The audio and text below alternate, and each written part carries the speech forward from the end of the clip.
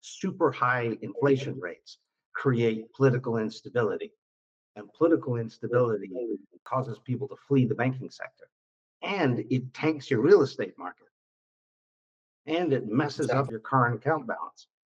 You're Yeah. right.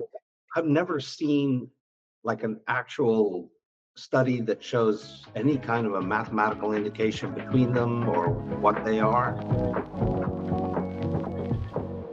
So let's dive in. Nicholas, what we're going to do today, by way of intro, if you're new to the show, is we're going to use the root cause platform to look at a couple of problems, understand how the root cause platform helps us address those problems. Nicholas, over to you. Thanks, Rod. Appreciate it. So what I'm going to talk about today is about global finance. So I got a bunch of data on global finance. So financials, so stock index, econ variables. I just wanted to see how different and how regular econ variables looked. So you guys can see here how all the econ and finance variables are mapped out. Wow. So here you can see all the regular variables. So exchange rate, GDP, all the regulars. But the interesting one I found was this one right here, which is political risk score and banking sector health. So in my econ classes, I've never seen this before. And also this thick arrow. So I'm going to show you guys what I found. You guys can see here how all these variables are related to political risk, and this is 100% related to banking sector health. So what I found interesting is how this goes from finance to politics and then back to finance. That's fascinating. So yes, and how this maps politics and finance together. I've never seen this before. It's really interesting. I wonder what the dynamics of the things are. I mean, it makes sense, right? Like super high inflation rates create political instability, and political instability causes people to flee the banking sector, and it tanks your real estate market, and it messes up Exactly. your current account balance. You're Yeah. right. I've never seen like an actual study that shows any kind of a mathematical indication between them or what they are.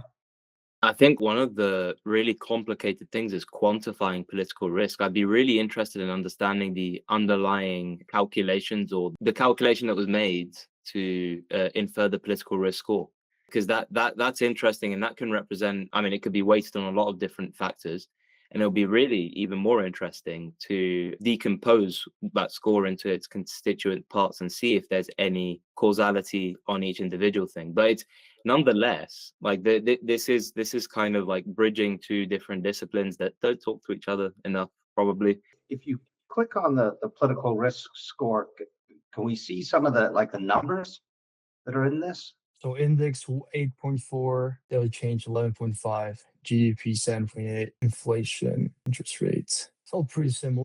Look at that. Like in this one, the unemployment rate 8.2, and then the inflation Yes. rate was 10.8. We've kind of seen that recently, right? The political implications of inflation are felt really quickly, and people get really grumpy fast, Yes. and it causes political instability. That's fascinating. Yes. It really shows how finance depends on politics, right? So how trust is involved in the banking sector. Yes, and I mean, especially it's probably the most interesting dynamics in the US and the way the Federal Reserve was set up and how it interacts with government. It's a very unique setup in comparison to many other countries in the world. Is this based on the US, or what's this data set based on? I think it's in all around the world, but I'm going to Okay. show you Oh, guys it's the data global. set. Yeah. Yes, Yeah. it's 39 countries all around the world. It's a small sample. I think next time I should get a bigger sample. That'll be interesting. Yeah, mini announcement is that next time you'll be able to run the panel data. So if you take each country's evolution over time, where we have a way that's nearly ready of being able to compare countries' evolution over time on the causal indicators, and then actually look at things that are common across countries and different across countries as well. So that's going to be a really interesting thing to look at and see if we can identify the strangeness in the US dynamics in comparison to European dynamics and maybe Middle Eastern dynamics, APAC dynamics. But I'd be really interested to see the way that let's say, I don't know, the inflation rate and the political risk score relate to each other in terms of what the model learned about their relationship. You can also, Oh, that's amazing. As your interest rates go up, your political risk score goes up. And it seems to be that an interest rate around like 6%, 6.7% has kind of an even distribution both sides. yeah, very interesting. Let's look at some more of these. Like, let's see what the other relationships are between political risk score and Inflation. The inflation would be the one I'm really interested in. we can take a look at that relationship and how that evolves. Okay, well, that's wild. On the top end of the political risk score, the inflation rates are crazy high, and you can see that the balance of like a normal distribution would be considered at a political risk score of 7.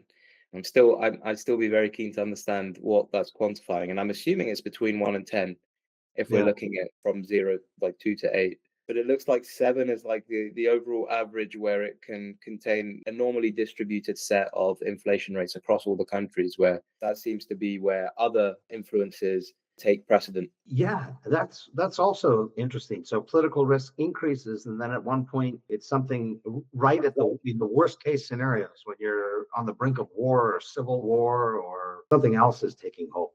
Yeah, because it goes crazy high, like near 8, between 8 and 8.2, and then as it goes from 8.48, maybe because probabilities like is much lower than it being right in the middle there, that maybe it's just undersampled and we're getting a low fidelity representation. But no, this looks very interesting. I love this, Nicholas, because it puts math to the very and causal math to not managing your interest rates well or your inflation rate well will increase political risk. Period. Yeah, I can vouch for this from personal experience, looking at where I was born in Egypt, home country. The inflation rate went crazy.